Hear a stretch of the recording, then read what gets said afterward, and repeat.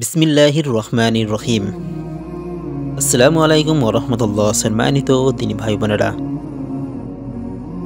আলহামদুলিল্লাহ আমরা আল কোরআন তেলাবাত করে থাকি এবং আল কোরআনের তেলাবাত শুনেও থাকি। কিন্তু আল্লাহ তাআলা আল কোরআনের মধ্যে কি বলতে চেয়েছেন সে বিষয়ে আমাদের জানা একান্ত প্রয়োজন। আজকে আমাদের বিষয়বস্তু হলো সূরা সাফফাত এর প্রথম রুকুর বাংলা তর্জমা। সূরা সাফফাত আল কোরআনের ৩৭ নম্বর সূরা। এই সূরাটি সূরা ইয়াসিন এর পরবর্তী সূরা। সূরা ইয়াসিন আল কোরআনের ৩৬ নম্বর সূরা এবং তার পরবর্তী সূরা হলো সূরা সাফফাত, এটি ৩৭ নম্বর সূরা।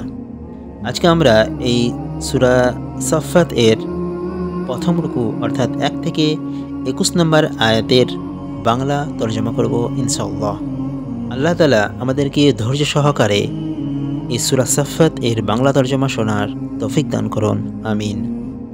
আল্লাহ তাআলা সূরা সাফফাতের মধ্যে বলেছেন, শপথ তাদের যারা সারিবদ্ধভাবে দণ্ডায়মান, অতঃপর যারা কঠোর পরিচালক আর যারা জিকির আবৃত্তিতে রত। নিশ্চয় তোমাদের এলাহ এক, যিনি আসমানসমূহ, জমিন ও তাদের অন্তর্বর্তী সব কিছুর রব এবং রব সকল উদয়স্থলের। নিশ্চয়ই আমি কাছের আসমানকে নক্ষত্ররাজির সুষমা দ্বারা সুভাষিত করেছি এবং রক্ষা করেছি প্রত্যেক বিদ্রোহী শয়তান থেকে। ফলে ওরা ঊর্ধ্বজগতের কিছু শুনতে পারে না আর তাদের প্রতি নিক্ষিপ্ত হয় সব দিক থেকে বিতাড়নের জন্য, এবং তাদের জন্য আছে অবিরাম শাস্তি। তবে কেউ হঠাৎ কিছু শুনে ফেললে জ্বলন্ত উল্কাপিণ্ড তার পশ্চাৎধাবন করে। সুতরাং তাদেরকে জিজ্ঞাসা করুন, তারা সৃষ্টিতে দৃঢ়তর না আমি অন্য যা কিছু সৃষ্টি করেছি তা? তাদেরকে তো আমি সৃষ্টি করেছি আঠালো মাটি থেকে। আপনি তো বিস্ময় বোধ করছেন আর তারা করছে বিদ্রূপ। এবং যখন তাদেরকে উপদেশ দেওয়া হয় তখন তারা গ্রহণ করে না, আর যখন তারা কোনো নিদর্শন দেখে তখন তারা উপহাস করে এবং বলে এটা তো এক সুস্পষ্ট জাদু ছাড়া আর কিছুই নয়। আমি যখন মরে যাব এবং মাটি ও অস্তিত্বে পরিণত হব, তখনও কি আমি পুনরুত্থিত হব এবং আমাদের পিতৃপুরুষরাও?